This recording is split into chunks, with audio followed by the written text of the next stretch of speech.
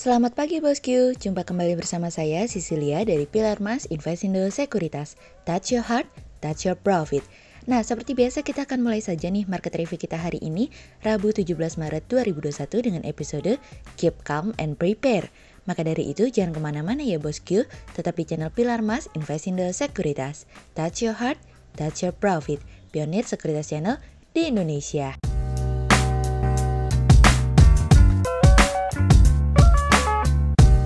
Seperti biasa kita akan mulai dari Global Economics Calendar. Ada berita dari US Empire Manufacturing yang naik dari sebelumnya 12,1 menjadi 17,4. Kemudian ada dari US Total Net TIC Flows yang naik dari sebelumnya 8 billion dolar menjadi 106,3 billion dolar.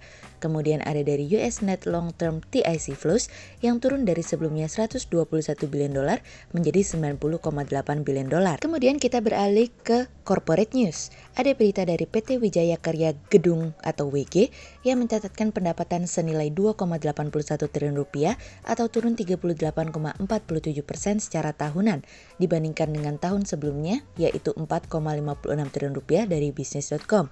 Kemudian ada dari PT Mahkota Group Tbk atau MGRO yang akan mengeluarkan dua produk baru yaitu Palm Kernel Oil atau PKO dan Palm Kernel Explorer atau PKE. Pihak perusahaan akan merilis dua produk ini pada kuartal 2 2021 dari bisnis.com. Kemudian ada dari PT Bank Pembangunan Daerah Jawa Barat dan Banten Tbk atau BJBR yang membukukan laba bersih sebesar 1,687 triliun rupiah di sepanjang tahun 2020 dari iqplus.info. Kemudian pada perdagangan hari Selasa tanggal 16 Maret 2021 IHSG ditutup melemah sebesar 14 poin atau 0,23% menjadi 6.309. Sektor pertambangan, perkebunan, keuangan, industri konsumsi, infrastruktur, industri dasar, properti bergerak negatif dan menjadi kontributor terbesar pada penurunan IHSG kemarin. Sementara investor asing mencatatkan penjualan bersih sebesar 257 miliar rupiah. Kemudian kita akan masuk ke market review kita hari ini. Cerita hari ini akan kita awali dari Cina mulai kembali. Aktivitas perekonomian Cina tampaknya mulai mengalami perbaikan pada awal tahun 2021. Apabila kita bandingkan dengan tahun lalu, meskipun perbaikan perekonomian Cina tidak dapat kita katakan merata, karena output industri berada dalam posisi yang kuat, yang dimana didorong oleh ekspor namun konsumsi masih mengalami pelemahan. Pertumbuhan produksi industri berada di posisi 35,1%, di mana hal ini lebih tinggi daripada proyeksi sebesar 32,2%. Sejauh ini, data perekonomian tersebut apabila dikombinasikan dengan data ekspor pada bulan Januari dan Februari yang mengalami penguatan memberikan sebuah gambaran bahwa pemulihan terus terjadi khususnya pada produksi industri yang diekspor dan peningkatan investasi di sektor properti. Penjualan retail sendiri mengalami kenaikan yang berada di 33,8%, lebih tinggi dari proyeksi yang berada di 32%. Pasar saham Cina sendiri mengalami penurunan karena pelaku pasar dan investor khawatir akan adanya likuiditas di pasar yang akan berkurang. Bank sentral sendiri sejauh ini memang berniat untuk melakukan pengurangan pelonggaran kebijakan moneter sebagai bagian dari rencana pemulihan ekonomi yang berkelanjutan, meskipun Bank Sentral Cina mengatakan bahwa mereka tidak akan melakukan pengetatan kebijakan moneter yang mendadak. Sejauh ini, kami meyakini bahwa Cina masih akan tetap menjaga ketersediaan likuiditas di pasar, karena pemulihan masih belum merata di semua sektor dan fondasi pemulihan sendiri masih dapat kita katakan rapuh, meskipun Cina mendorong dual circulation tahun ini. Namun demikian, tingkat konsumsi yang masih rendah juga didorong oleh tingginya tingkat pengangguran di area perkotaan sebesar 5,5%, di mana dari 5,5% tersebut didominasi oleh angkatan muda. Perhatian akan pemulihan ekonomi yang berkelanjutan masih akan menjadi fokus Cina sehingga perekonomian Cina dapat kembali pada tingkatan percepatan yang diinginkan oleh Cina yang dimana mereka menginginkan tingkat pertumbuhan ekonomi lebih dari 6%. Nah, yang akan menjadi perhatian adalah pertemuan antara Cina dengan Amerika pada akhir pekan ini dalam pertemuan Alaska. Pertemuan kali ini juga diharapkan dapat membawa hasil yang baik, meskipun Amerika selalu mengungkapkan kekhawatirannya terkait dengan hak asasi manusia yang terjadi di Cina dan dalam hal teknologi. Yang akan bertemu nanti adalah Penasihat Keamanan Nasional Jake Sullivan dan Sekretaris Negara Antony Blinken yang akan bertemu dengan Yang Jiechi, seorang anggota Politbiro yang berkuasa, dan Wang Yi, Menteri Luar Negeri Cina. Semoga saja ada kabar baik dari keduanya meskipun tidak bisa menutup kemungkinan bahwa tensi di antara keduanya masih tinggi. Hari ini pasar akan sedikit calm, mengingat besok waktu setempat pertemuan Bank Sentral, The Fed akan menjadi sesuatu yang sangat dinantikan. Kemudian cerita selanjutnya datang dari cross border. Masifnya penjualan barang impor di platform e-commerce memberikan kecemasan pada pelaku usaha dalam negeri. Selain merugikan bagi para pengusaha, barang impor tersebut dikhawatirkan memberikan kerugian negara di mana proses masuknya secara ilegal. Pemerintah melalui Kementerian Koperasi dan UKM memastikan adanya perlindungan bagi para pelaku koperasi dan UMKM yang go digital dari bahaya praktik cross-border ilegal pada platform e-commerce. Komitmen keberpihakan yang kuat dan perlindungan terhadap UMKM tercermin dari berbagai kebijakan yang dituangkan dalam Undang-Undang Nomor 11 Tahun 2020 tentang Cipta Kerja.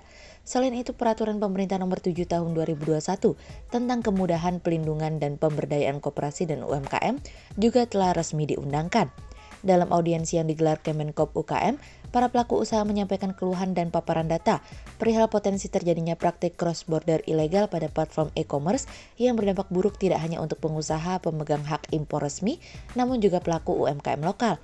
Produk ilegal yang banyak dikeluhkan adalah produk-produk lartas yaitu kimia, kosmetik, obat, dan lain-lain. Praktik ini menyebabkan banyaknya produk palsu dan ilegal di luar akun merchant resmi dengan harga yang jauh lebih murah beredar melalui e-commerce karena tidak mengurus izin BPOM dan diduga tidak membayar pajak sesuai peraturan. Hanung menegaskan perlindungan pemerintah terhadap UMKM terkait produk yang masuk dari negara lain telah dilakukan dengan diterbitkannya Peraturan Menteri Keuangan atau PMK nomor 199/10/10/2019 yang menurunkan ambang batas bea masuk barang kiriman dari $75 menjadi $3.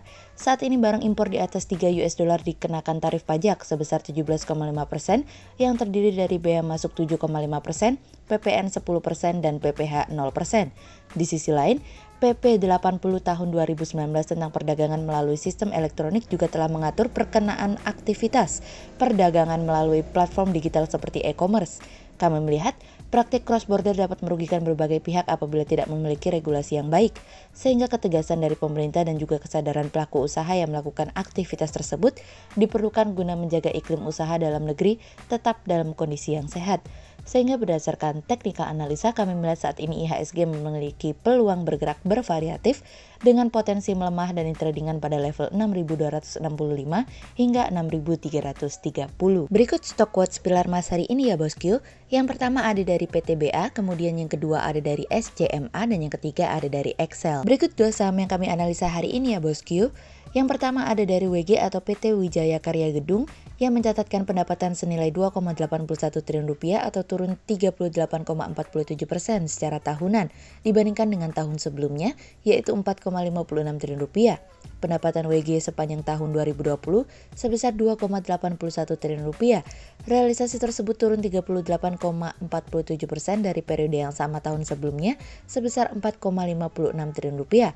Hal ini dikarenakan turunnya pemasukan dari jasa konstruksi yang menjadi kontributor utama perusahaan. Sehingga berdasarkan teknikal analisa dalam tren pada jangka waktu short term berpotensi untuk bearish dengan target 220 dan tingkat probabilitas sebesar 52%. Kemudian yang kedua ada dari BJBR atau PT Bank Pembangunan Daerah Jawa Barat dan Banten Tbk yang membukukan laba bersih sebesar 1,687 triliun rupiah di sepanjang tahun 2020. Laba bersih tersebut naik sekitar 8,27% jika dibandingkan dengan laba bersih akhir tahun 2019 yang sebesar 1,558 triliun rupiah.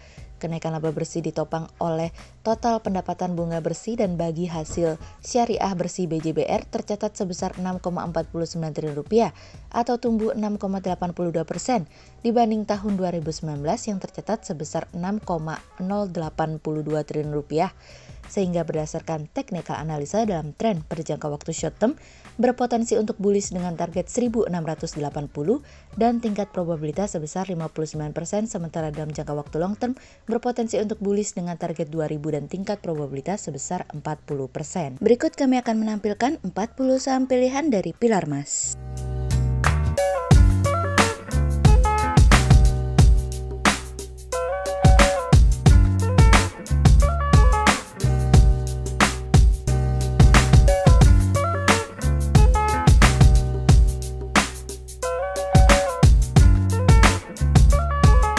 Sekian untuk review market kita kali ini ya bosku. Untuk info lebih lengkapnya, bosku bisa download PDF dengan klik link di bawah video ini, atau bisa juga langsung akses ke website kami di www.pilarmas-investindo.co.id. Dan jangan lupa untuk selalu jaga kesehatan buat para bosku ya. Kita akan bertemu lagi besok pagi untuk market review yang berikutnya. Jadi jangan lupa like, subscribe, dan tonton terus channel Pilar Mas Investindo Sekuritas. Touch your heart, touch your profit. Pionir Sekuritas Channel di Indonesia.